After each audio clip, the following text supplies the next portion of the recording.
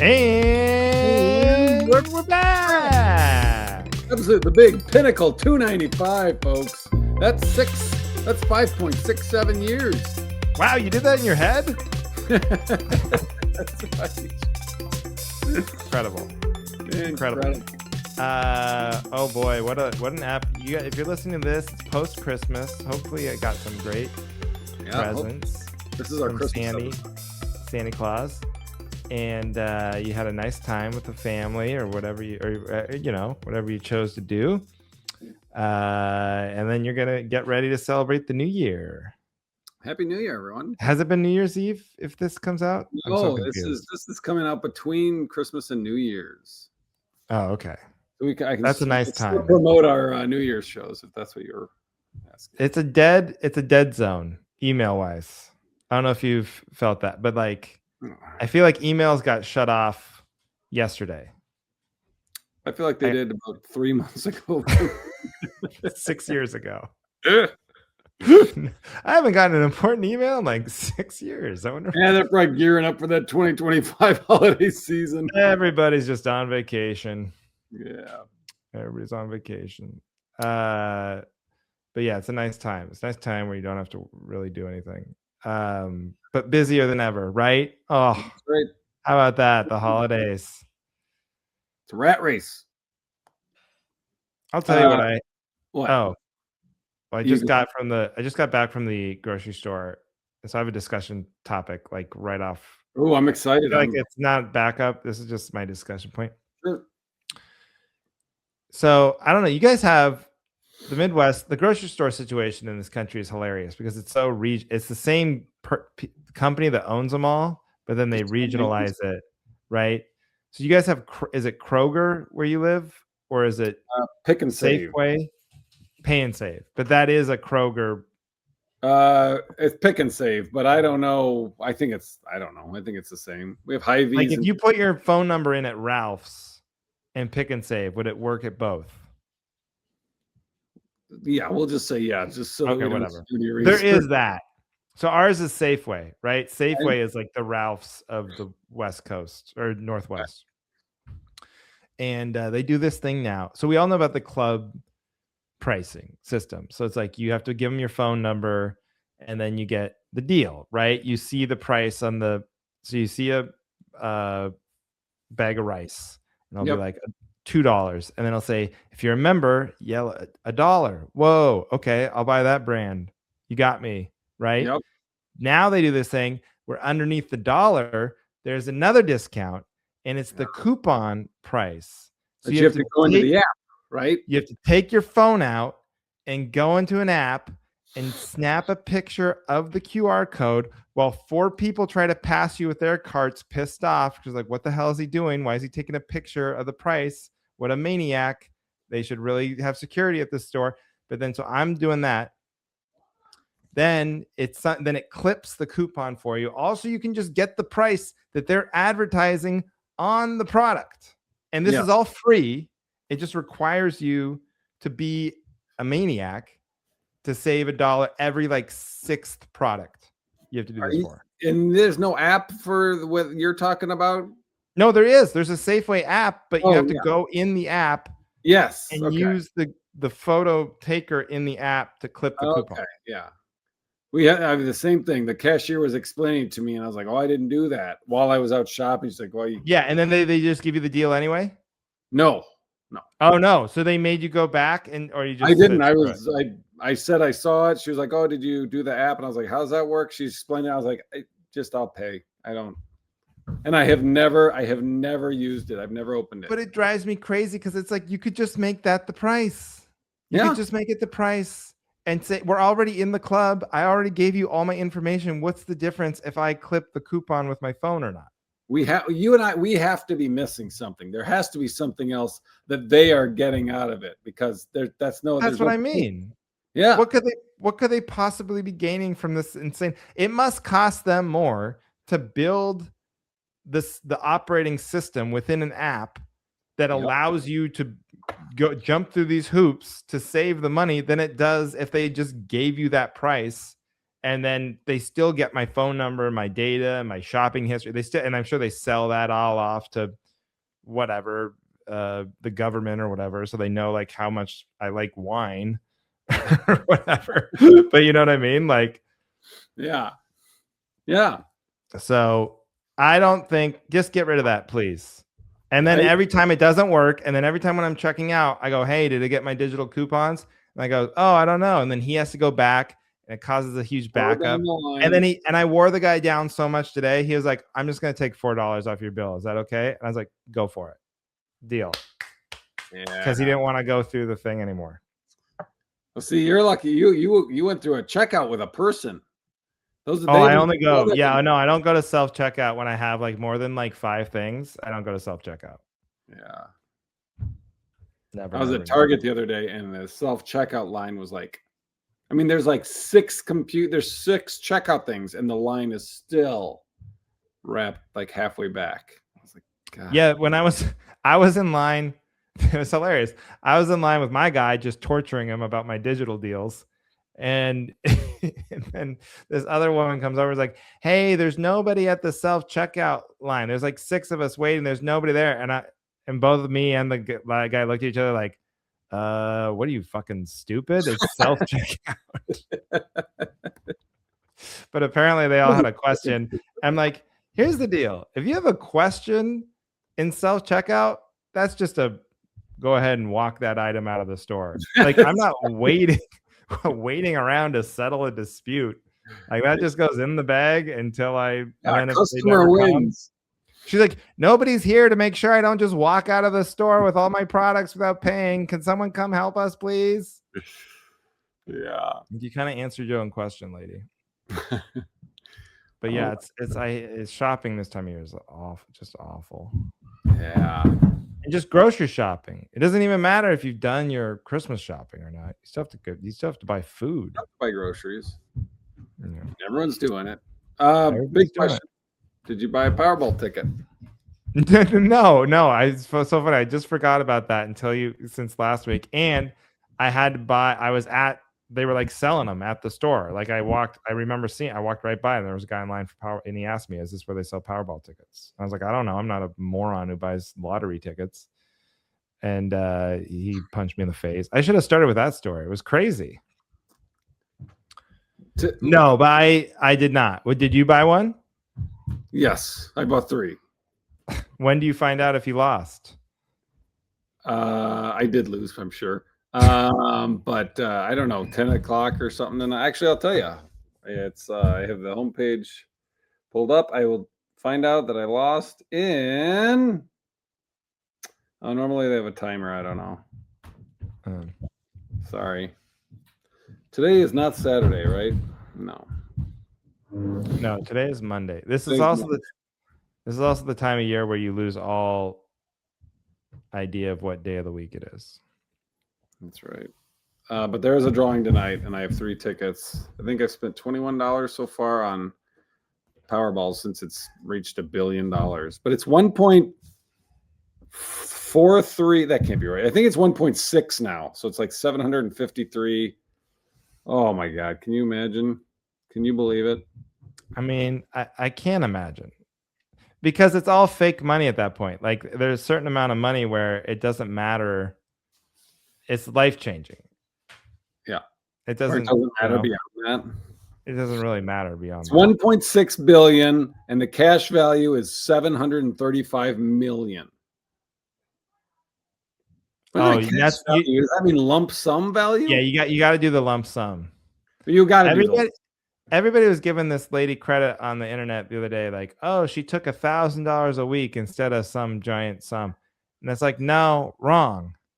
Because now you're not making any money. Money makes money. Right. You got to just put that in a little S&P 500, whatever. You just live off of that. And you'll live off of that at like, whatever, 6 to 8% for the rest of your life. You're just going to let them make the money off of it, and interest? Yeah, that's stupid. What a moron. Well, she's an idiot. When I win, oh man, I'm cashing. I'm taking the cash. I'm gonna make a Scrooge McDuck like pool of coins, swim in it. You really? I mean, it's funny because Someone's got to win. Someone's got to win. Someone's got to win. And we are in a business. I used to think about this with my friend. You know who else was obsessed with winning the lottery? Is my friend Brant. I was going to guess. It's all your friends. I was going to guess Brant. He is a lottery guy, just like you. But you are not a lottery guy in any other aspect of your life. See, he's a lottery guy with everything, with his personal life, with his career. He's like a gambler. It's all, yeah, he's a gambler. It's big or, it's swinging for the fences on everything. Whereas you are more like me, more like conservative when it comes to like, buy a moderately priced home, have a family, pay your taxes, do comedy. That's pretty risky, but also don't burn bridges. Keep a lot of pans in the fire. I'm not just gonna like move to New York and with nothing, and there's got to be like some sort of vision of how I'm gonna make money. Yeah. So it's funny though that you do have an outlet for just insane ambition, which isn't comedy. I mean, you are ambitious in comedy, but you like work hard and just kind of one foot in front of the other, try to make a little. It feels similar to me in that way. But I don't have the lottery thing. I also don't think I'm going to win the lottery. But you kind of do think you're going to win the lottery. It's my $6 a week release valve. My one vice. My one vice. So if I have Powerball. $6 a week to keep my hope alive. It is fun to think about. And I wonder if like the hope or the optimism just like, that's got to be like have a placebo effect on my mental health. It'd be like, yeah, sure, this week's, but hey, who knows? I bought the ticket. It is possible. But to me, that's what comedy itself is. It's like if I was working a job that paid me what my comedy pays me now. Yeah. There's like there's a ceiling on that, like, okay, I'm going to get a little raise every other year. But might go down some years randomly. Yeah. Well, let's not talk about that. But yeah, like, and then when I'm 66 or whatever, I can retire, and they'll retire me. They'll kick me out, lay me off or something. But I know there's no heights beyond this. There's no like big fancy house one day. This is just kind of to keep things afloat. But with comedy, the good part, it is like a mental placebo, because you're like, there is that part of you is like, well, things could change. There isn't a ceiling on it. You could take it pretty and make it super lucrative. Yeah. Allegedly. I don't know. They say, so I've been told. I've heard stories. I've heard stories. Yeah. So I think that's my version of playing the lotto, is just like being a comedian, and then for sure, having that part of you that thinks like, oh, maybe one day I'll be rich. It's possible. Yeah. But so far we're still playing the numbers. Still buying my $6 ticket. Can we do sports talk? We got it. We got to do sports talk. Big sports week for your boy over here. Yeah. And I'm sorry about the Packers. So let's start with the Packers, because I almost texted you after the game, and I'm like, well, he either didn't watch and doesn't want to hear this, or he watched and doesn't need me to text to like make sure he watched. So you can text mid-game anytime. So this was this was Saturday night. Aaron went to Chicago with Phoebe. So it was me and Edie and Duncan, just dad night. Instead of watching a movie, we're like, well, the Packer game's at 7:30. Perfect. Let's watch that. Yeah. Duncan watched half the game. Then he went down to play video games. Me and Edie watched the game. Edie was much more crushed than I was, but that was very frustrating. That's a bad loss. That was bad. And it was like, we kept losing. I think we got 2 players lost to injury during the game, right? Yeah, the quarterback, the big one, and then I don't remember. Oh, and the receiver, right? Christian Watson. Yeah. Maybe. Yes. Yeah. But when Love went out, I was like, oh man. But who's our second guy? Williams? Malik Willis. Yeah. Oh my gosh, I love that guy. He's like doing things Jordan Love wouldn't. He's a runner. He's fast, speedy. So that was fun. It was like, oh, okay, we're in good hands with this guy. But then at the end, take everything else out of it, just for anyone, because they changed the like onside kick rules. So like you now you have to like declare you're kicking an onside kick, and they change from how far back you can stand. So they've made it virtually impossible to recover an onside kick. Like Well, that's it, not what they were saying. That's not what they were. it That's not what the, you know, what's his name, Howie Mandel or whoever. Who's the who's the guy's name?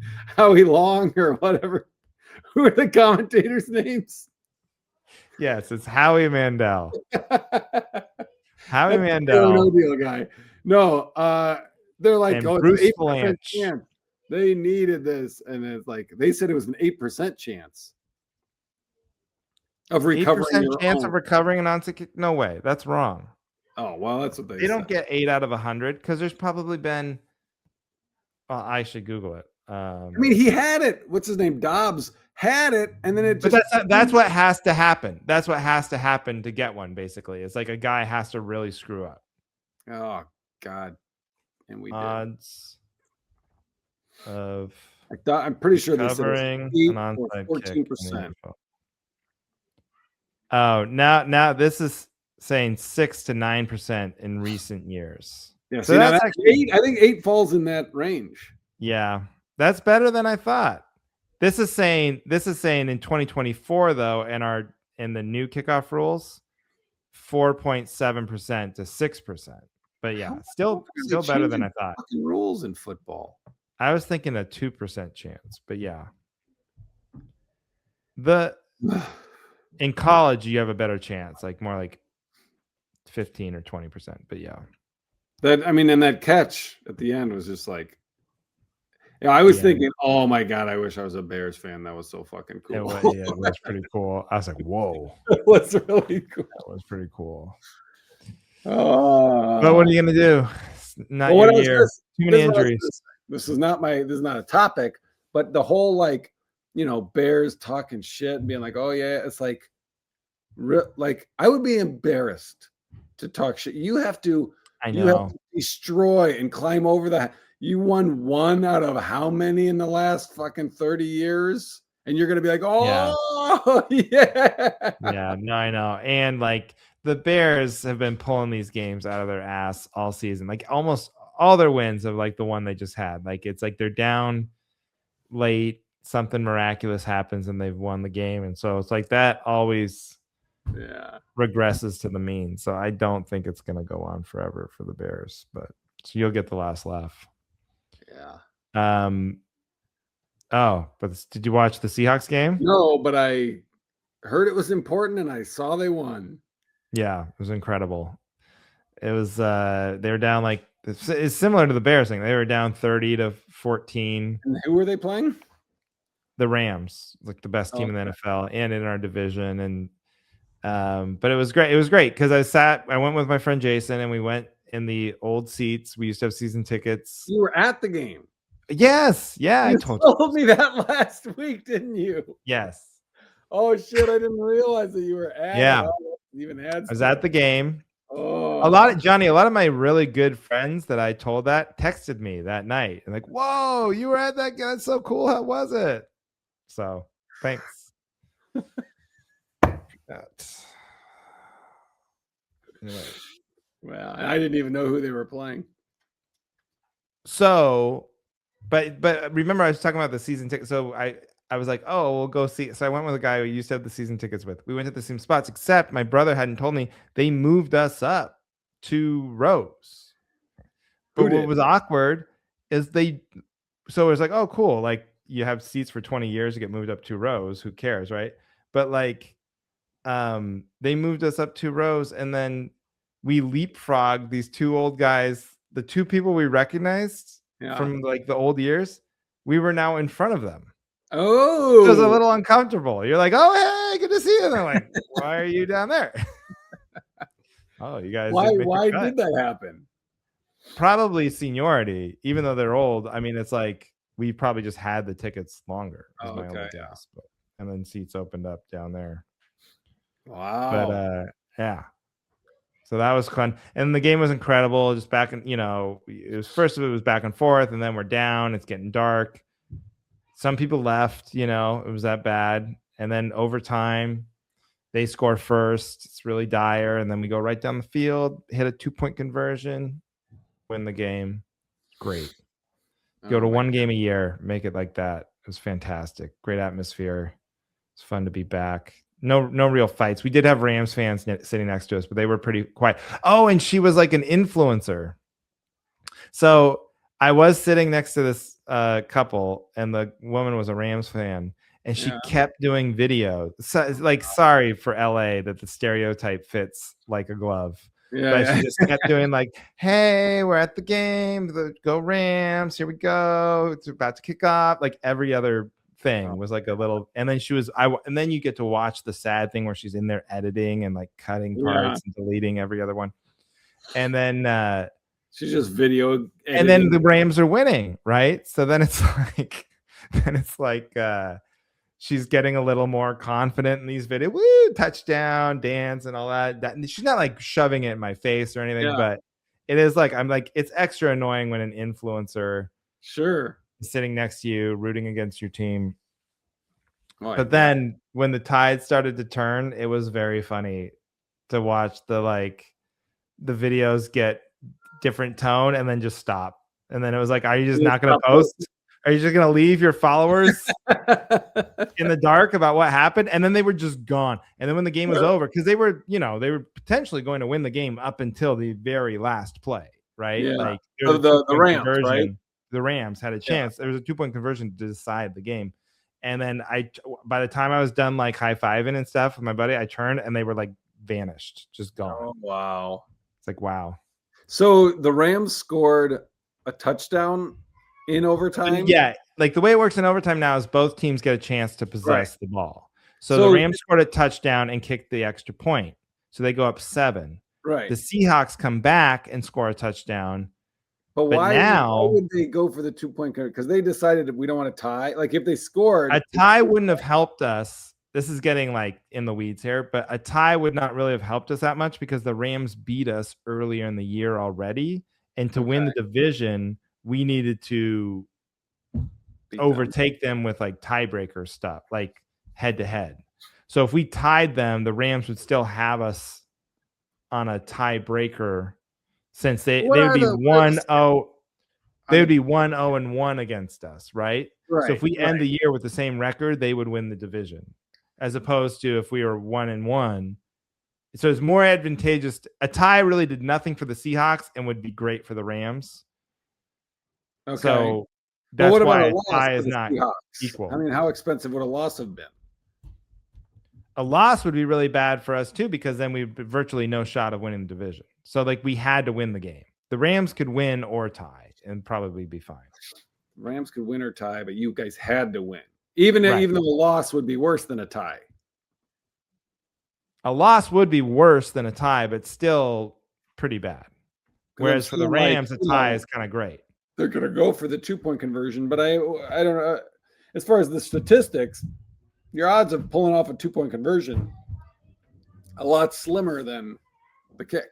Yeah, for sure. So a 2-point conversion is like 50-50, and the kick is like, I don't know what, 90-something%. So yeah, like it's a risk, but it was a very calculated risk because you're very likely to tie the game if you kick or lose. I mean, the Rams would get a chance to get the ball back after that. Because you play the full 10 minutes, right? You play the full 10 minutes if someone doesn't win after the first 2 possessions. So, like, the Rams could, there's 3 minutes left. We kick the ball.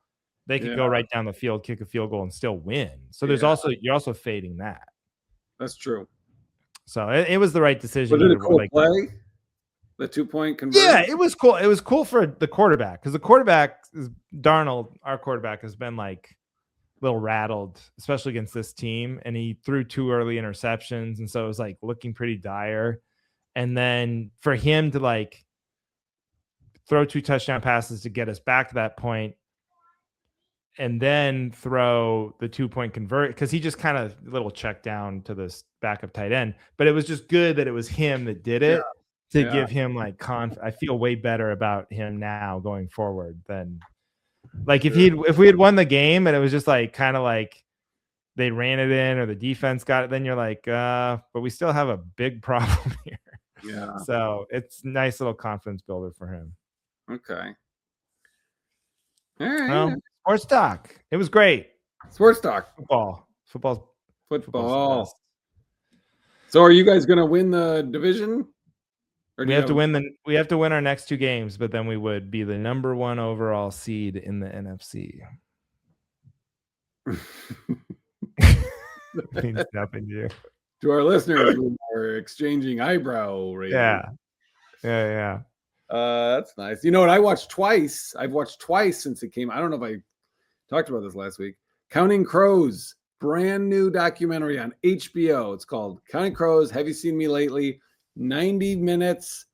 Wow. I don't know why. I don't know where this came out of, but it's just a documentary about Counting Crows, for how they came to. It's basically about Adam Duritz, how they came to be, their first 2 albums, and I've watched it twice already. It is so good. Music people and fans of bands, they love documentaries. Yeah, it's just fun. What is it about like a music documentary that's so great? Because it's like that's got to be the number 1 form of documentary. There's like either a band or a making of the album. Or I don't know. I mean, I think everyone thinks about, being a rock star, even if that's not their goal or they want to. It's just interesting, and to see it happen. And I mean, I'm at the age, we're at the age where like they're telling these stories. Oh, this is what happened back then. It's like, yeah, I remember. I was there. I remember I was following it then, and just to hear all these stories, because I'm such a Counting Crows nerd. And I know all that stuff, and I've read about all these stories, but I've never heard them talk about it. It was always just reading, books or magazines or whatever. But then to hear them tell the story and be like, "Oh, I knew that." Oh, that it was just cool. It's just, I mean, Adam Duritz, I think, is just I just think he's a cool dude. Cool guy. He plays guitar. He doesn't play guitar at all. He plays piano, but he's got dread. He doesn't have his dreads anymore. But I don't know. It was just. I'm happy for you. What was the documentary like? What was it, like a Netflix thing? No, it's a HBO. It's called HBO Music Box. They've done one about Jeff Buckley, and that's like the kind of container, but this one was Counting Crows. But yeah, it was cool. All right. Well, I would say I'll check it out, but come on. But you won't. I won't. Just start it. When if you're waiting for Can I tell you something?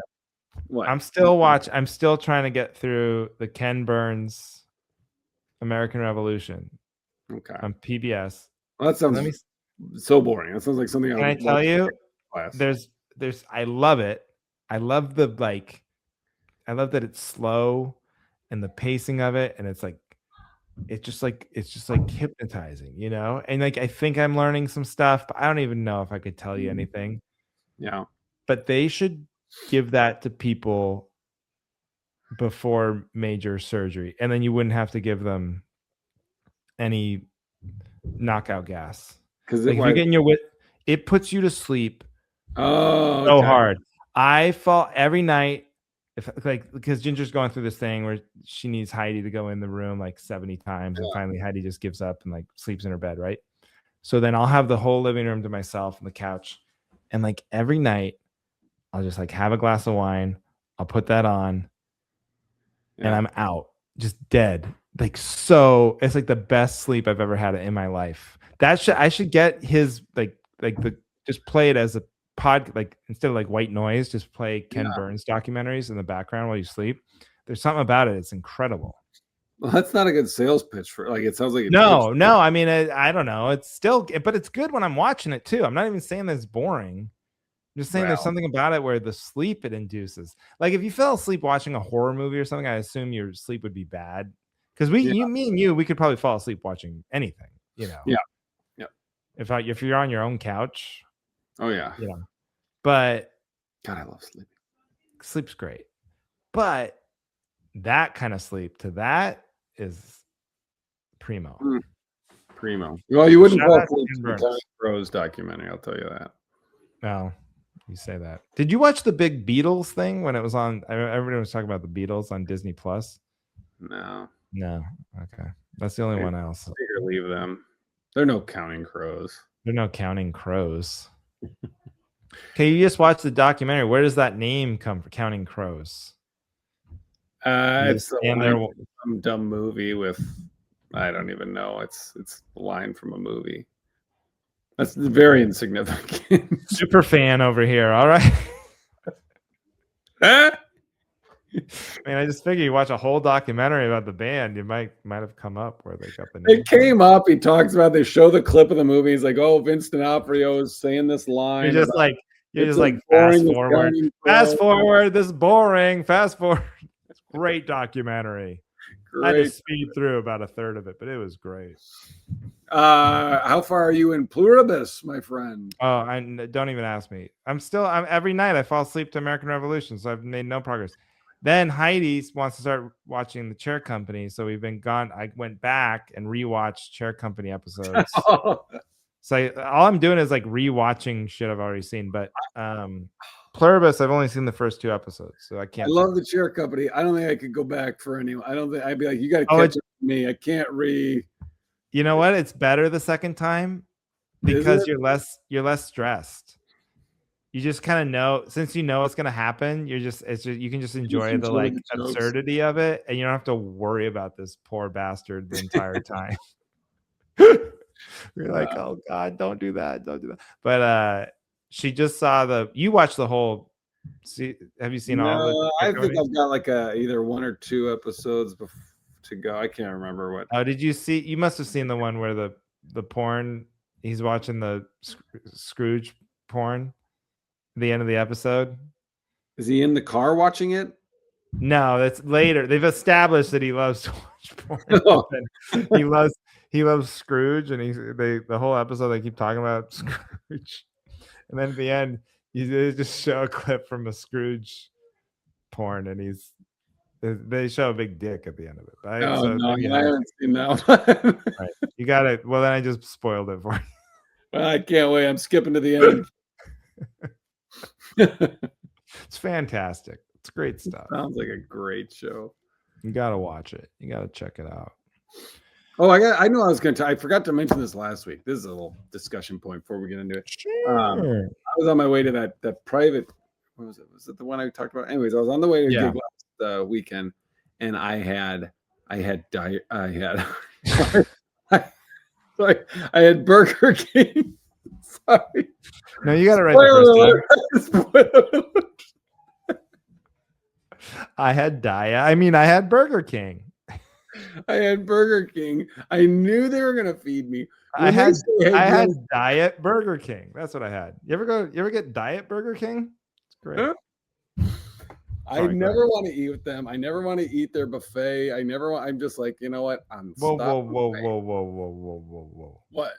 Burger King buffet? No, I'm talking about the gig. Oh, the corporate. We have food.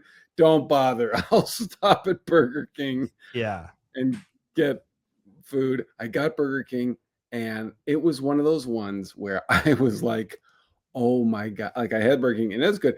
But then I was like, oh, it's like an upside down full hefty bag of water. And it's all just, being held in by my sphincter muscle. I was like, oh my God. And I'm on these country roads. I was like, can I be honest?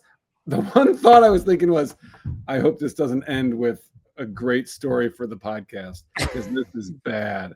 And I was like, oh my God. I went on the maps and I was like, gas station, hotel, anything. And they're like, nothing for, 9 minutes, 14 minutes. And I was like, there's no way. And I'm looking on the side of the road. I'm like, okay, if I pull over, put my hazards on, and I just kind of do like a sitting position against my car and just fucking blast. But then I was like, this is like all just diarrhea. It's gonna put your hazards on. Is there a special button to press when you're fucking shitting next to your car, like a specific hazard button? Like you might want to take a different road, my friend, not just go around, but you might want a U-turn. You might want to find a detour. But I forgot what I ended up. I ended up coming to this small town and went to there was like a Speedway or Quick Trip, and I, just really gave someone a bad that town something to talk about. That's Let's right. give them something to talk about. How about my diarrhea? So, but anyways, so it felt, so then I did that. But anyways, my point is, I think Burger King's very underrated. A lot of people say it's no good, and they're like, oh yeah, no way, McDonald's. But I think Burger King is actually very good. I hadn't had it in years. Maybe a year ago, I started eating it again, and it's so good. So there's no part of you that like puts that together. What? Like a lot of people would say, "Wow, I hadn't had Burger King in a while," and then right after I had it, I had the worst stomach reaction possible. No, I know that's what it's from. That's how I told the story. But But then going they would put it together like that's probably why I should never go back to Burger King. And then I'm normally not in the middle of nowhere when I have Burger King. so you're like okay just having diarrhea all the time. What? You're the one that said, didn't you say you have diarrhea every day? Well, I was exaggerating. I think you're serious. First of all, Burger King does not give me diarrhea every time. It very seldom does. It just Yeah. did this time. It's just And odd to give bad. What? it's just odd to give like a full-throated endorsement of a place right after you almost ruin your car. Yeah, that's point. Sure. Just that's rare. Like, that Yelp review I feel like has never been written where it's like, wow, 5 stars. This place was amazing. I had the worst diarrhea the second I got done eating it. I can't wait to go back.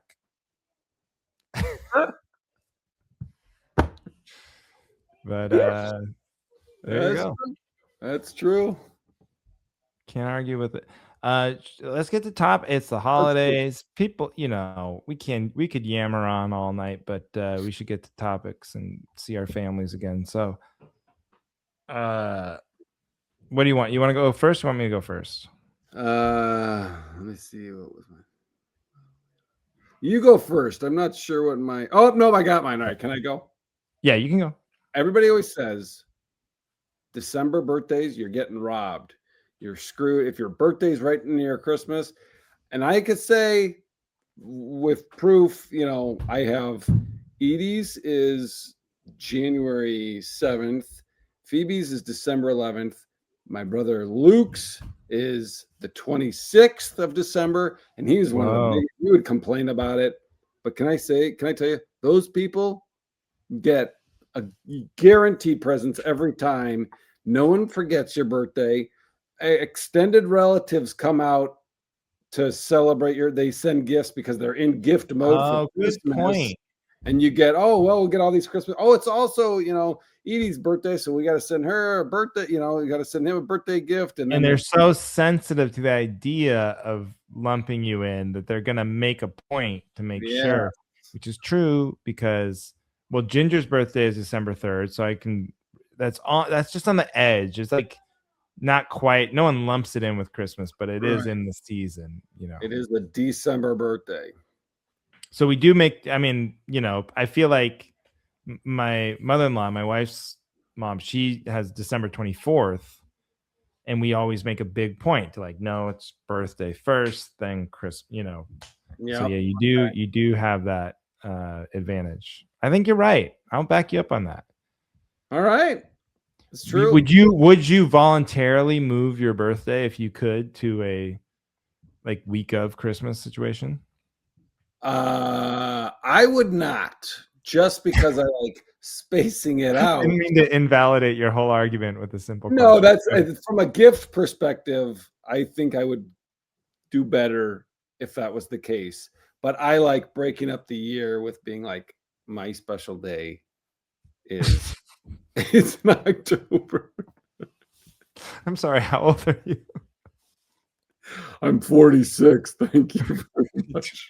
When you wake up, you turn 47. It's my special day. I'm 47 today. Guess who's 47? I'm this many. Yeah. All right. That's a good topic. I'll back that up. I like that. All right. What's yours? I'll Oh, okay. This is I gotta really soft pedal this because I don't want people to get confused. But so we have the Obamacare, and it went up this year, like everybody's been saying, double, triple. It's all true. It's horrendous. Yeah. And so then they've these jokers in Congress. Whoa. I've been paying attention to anything they may do or not do about the issue. It sounds like they're not going to do anything, but then like Republicans just obviously don't want to give any money, and then whatever. So they're like trying to suggest alternative ideas. Now, look, I think the simplest, best thing would to be just do it like they do it in England or Canada or one of these countries where it's just a government thing. Everybody has the same thing. We all pay into it, so it's like cheap enough for everybody. That seems like the best system. Okay. As opposed to this Obamacare, where it's like if you want to be in the program, you pay into it, right? Yeah, and Obamacare, it's not even like there is no government system. It just allows you to buy private plans with like a little bit of a subsidy, essentially. Okay. Where otherwise you would be competing against. It was like you couldn't even get. I don't even remember what it was like before Obamacare. I was like trying to remember. I just knew I didn't have health insurance. Like it just wasn't like an option. So then, so that being said, like that's the best way. We should do that. Now, what I will say is there is all these cockamamie ideas thrown out by Republicans on what we should do instead. There was one by the guy from Kentucky. Why can't I think of his name? His dad was Rand Paul. How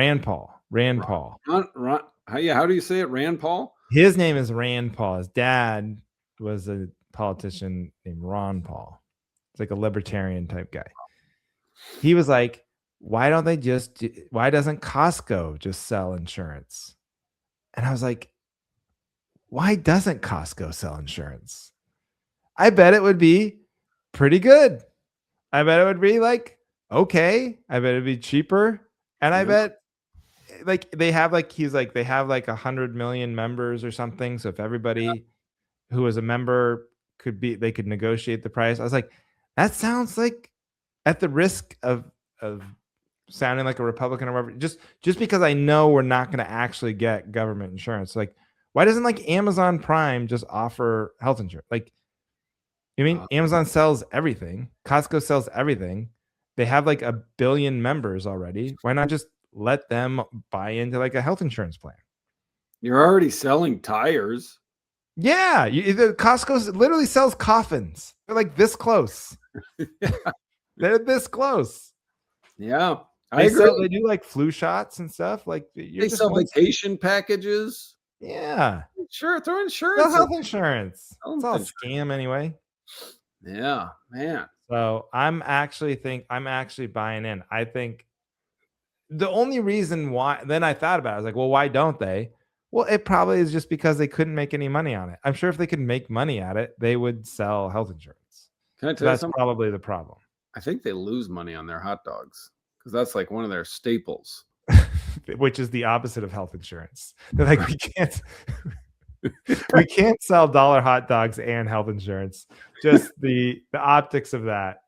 We're gonna put them next to each other. Like, hey, have a dollar hot dog and then sign up for Blue Cross Blue Shield because you're gonna need it. I like that. Yeah, we should do that. I can do that.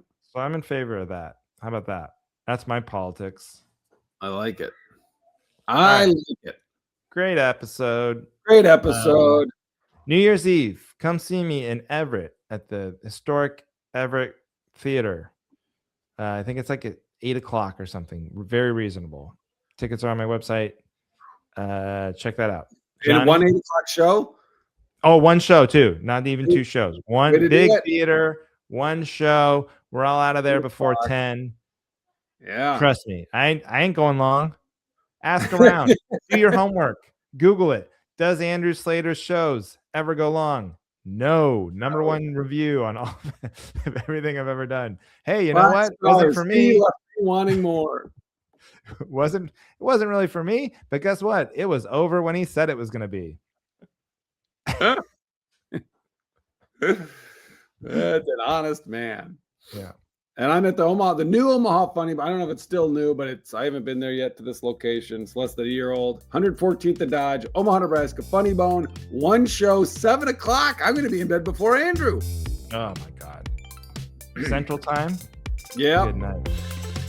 All right. That's it. Thank you, everybody, for listening to The Cavalry. And recording.